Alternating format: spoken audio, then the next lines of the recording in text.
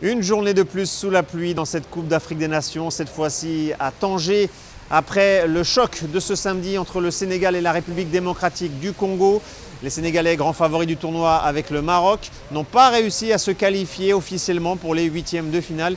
Ils ont été tenus en échec, les Sénégalais, par les Léopards congolais, match nul un partout. Et c'est d'ailleurs la RDC qui avait marqué en premier dans ce match grâce à son attaquant Cédric Bakambu. C'était son 21e but en sélection. Il est tout proche de devenir le meilleur buteur de l'histoire de la RDC. Il ne lui manque plus qu'un but pour égaler, Dieu merci, Mbokani.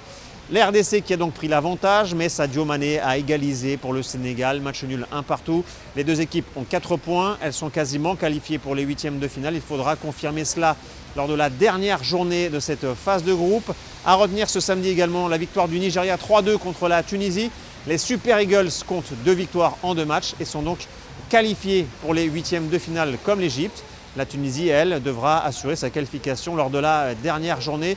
On note aussi un résultat historique ce samedi, la victoire du Bénin contre le Botswana 1-0 en 5 participations. C'est la première fois que le Bénin remporte une victoire en Coupe d'Afrique des Nations. Si les Béninois arrachent au moins un match nul lors de la dernière journée, ils réaliseront l'exploit de se qualifier pour les huitièmes de finale.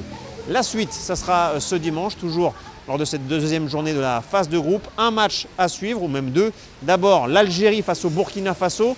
Si les Algériens gagnent, ils seront qualifiés en huitième. Et dans la soirée, il y aura un choc entre 2 poids lourds du continent africain. La Côte d'Ivoire contre le Cameroun. Le vainqueur sera lui aussi qualifié en huitième de finale.